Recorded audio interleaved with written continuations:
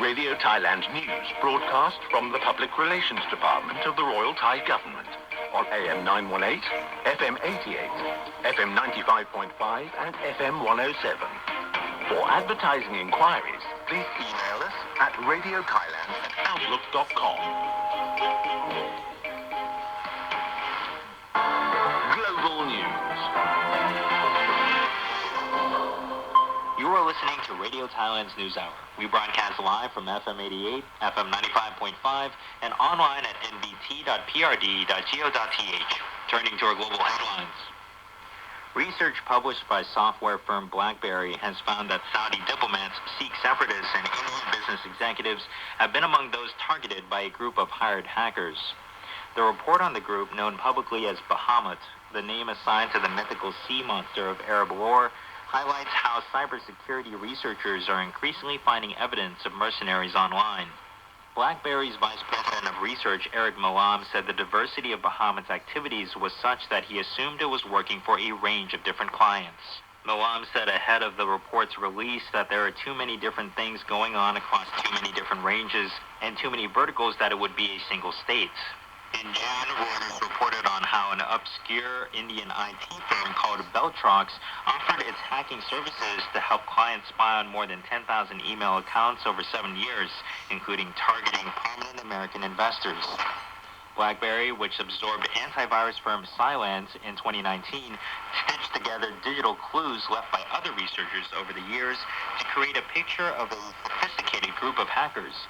BlackBerry also linked the group to mobile phone applications in the Apple and Google App Stores. The Church of England's spiritual leader has said it was disgraceful that the institution had for decades failed to protect children from sexual predators within its ranks and showed lack of care for victims. An inquiry found this week that from the 1940s to 2018, 390 clergy and people in positions of trust with the church were convicted of sexual offenses against children. Archbishop of Canterbury, Justin Welby, told the BBC in his first public reaction since the report was published that the finding was shameful and disgraceful. He said the document reveals a culture of cover-up and hiding.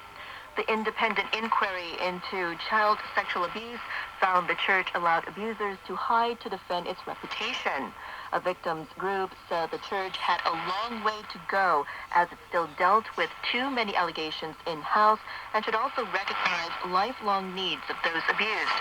The Catholic Church has been similarly excoriated for belated action over decades of scandals around the world, though it has paid billions in damages, and Pope Francis has urged an all-out battle against clerical child abuse.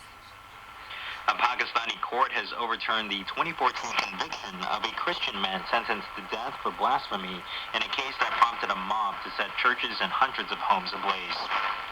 Sawan Masih, a sanitation worker and father of three, was first arrested in 2013 in the eastern city of Lahore on charges of insulting the Prophet Muhammad. Following his arrest, a mob set his home on fire along with 2 churches and about 150 homes in Lahore's Christian neighborhood of Joseph Colony.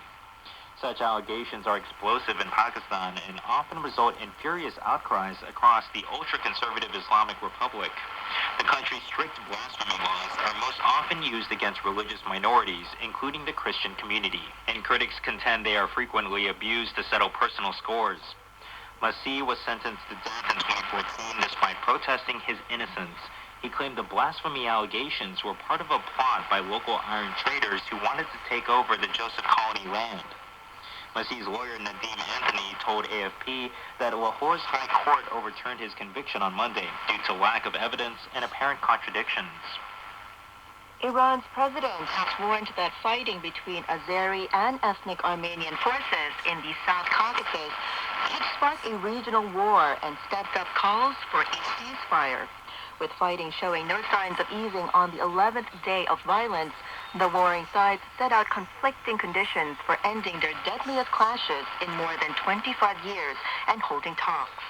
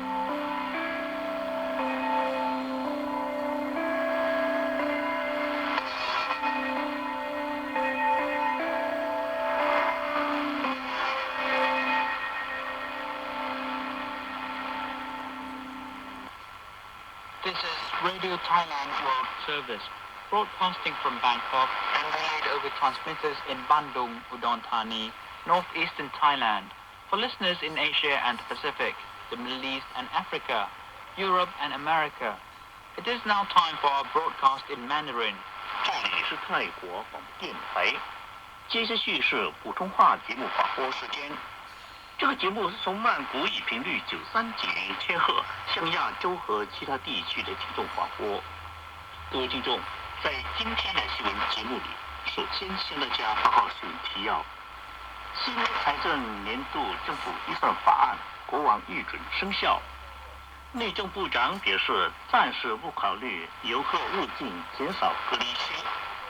泰中高铁3.1份合约，意大利、泰国以及中铁工程获标，购物抵税初步过关，消费抵个税3万铢，以及智慧城市周16到22日曼谷登场。接下去是详细的新闻内容。